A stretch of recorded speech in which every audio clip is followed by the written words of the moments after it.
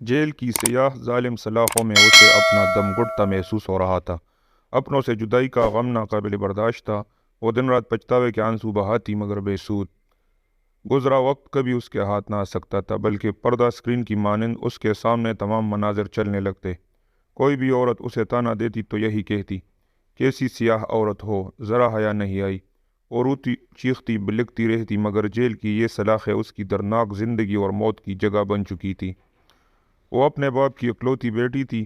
ماں باپ بہت ہی غریب تھے۔ باپ مزدوری کر کے جو بھی کماتا اس سے 2 وقت کی روکھی سوکھی کھا لی جاتی۔ اس کا چچا زاد رشید تو شروع سے اس پر مرتا تھا، مگر وہ اسے گھاس نہ ڈالتی۔ اسے شروع سے ہی امیر زادوں کی بیوی بننے کا شوق تھا۔ روٹی کو تو وہ ترس چکی تھی۔ جوان ہوئی تو ارمان بھی جوبن پر آ گئے۔ گلی کے کئی لڑکے اس پر مرتے تھے۔ بے حد حسین تھی، اسی لیے غرور بھی کرتی۔ جلد ہی اس نے ایک آدھ لڑکے سے بات کرنے کا بعد کانا منگوانے شروع کر دیے۔ وہ اپنی عزت کی حدود کو جانتی تھی، مگر اس کا مقصد صرف باہر کی دنیا گھومنا اور کھلا کھانا پینا تھا۔ باپ کو اس کے حالات کا علم ہوا تو اس نے زبردستی چچا زاد رشید سے نکاح پڑوا دیا۔ اب وہ رشید کی بیوی بن کر اس کے گھر رہتی۔ رشید جو کہ سموسوں کی ریڑھی لگاتا تھا، شادی کے شروع میں تو وہ اچھا خاصا کھلاتا رہا، مگر آہستہ آہستہ وہی پرانے دن آنے شروع ہو گئے۔ جب وہ بھوک سے بے حال ہوا کرتی تھی، رشید تو اسے بالکل ناپسند تھا۔ وہ اسے محبت سے دیکھتا بھی تو اسے خوب ڈانٹتی اور اپنی طرف دیکھنے سے بھی منع کرتی۔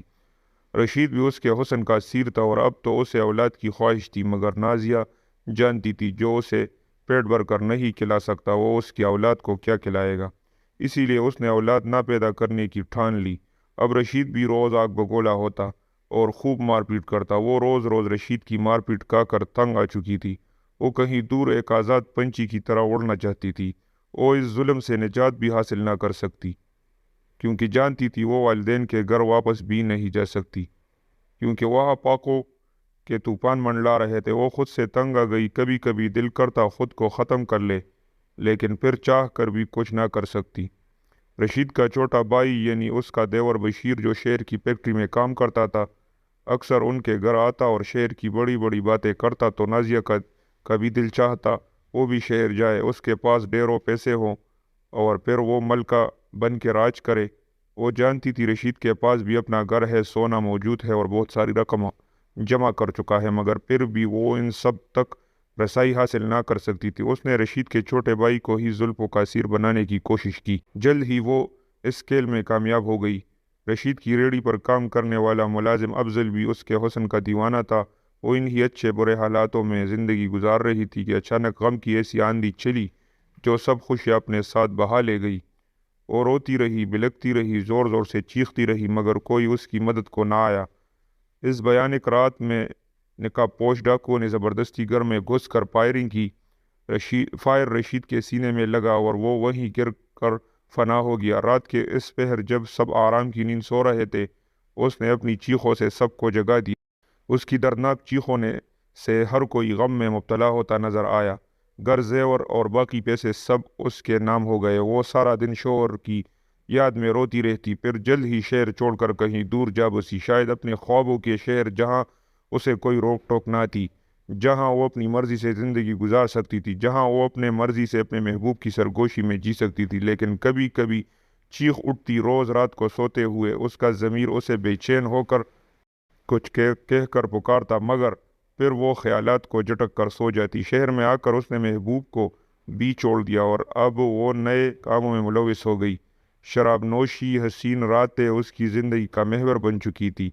وہ ان کالے دندوں میں روز منہ کالا کرتی اور پھر تک ہا کر سو جاتی، مگر معاشرے کے سامنے وہ ایسی شریف عورت تھی جس کا سہاگ ظالم دیور نے ہی اجاڑ دیا، جو بیچاری شوہر کے غم میں جگہ جگہ دھکے کھاتی رہی اور پھر بالآخر بڑے شہر جا کر رہائش اختیار کر لی، جہاں فیکٹری میں کام کر کے 2 وقت کی کھا لیتی، مگر حقیقت تو اس کے برعکس تھی۔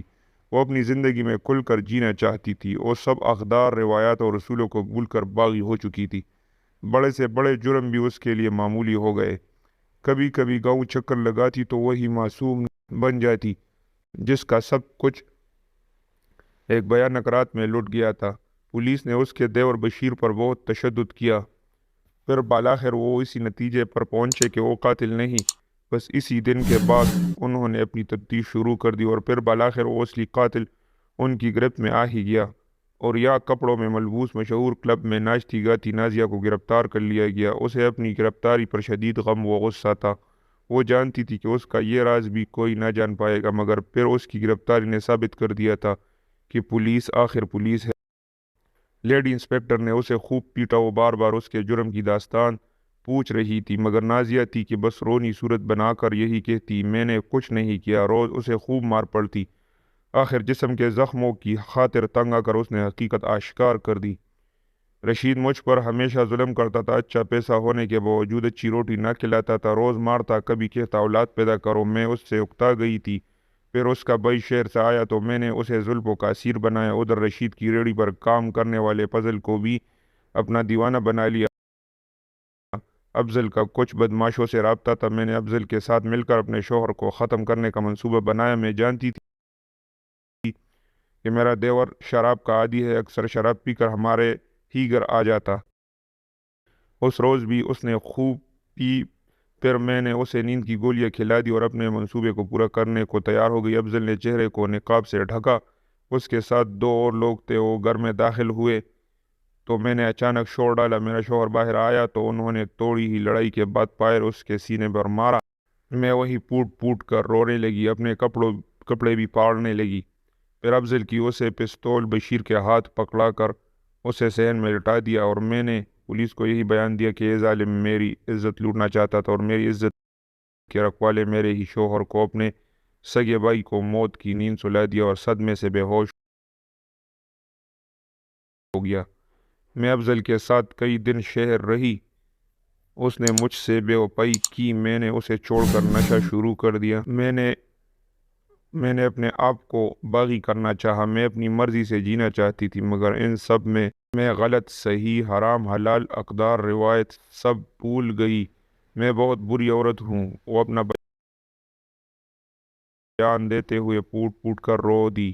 لیڈی پولیس نے بیان لکھنے کے بعد نازیہ سے کہا، اب پچھتانے کا کیا فائدہ؟ جب تمہیں اللہ نے عزت کی زندگی دی تو تم نے قدر نہ کی اور یہ سوچا کہ دنیا کو دھوکہ دے سکو گی، مگر تم بھول گئی کہ اصل طاقت اللہ کی ہے۔ مجرم چاہے کتنا ہی چالاک کیوں نہ ہو، وہ اپنا جرم کبھی نہیں چھپا سکتا۔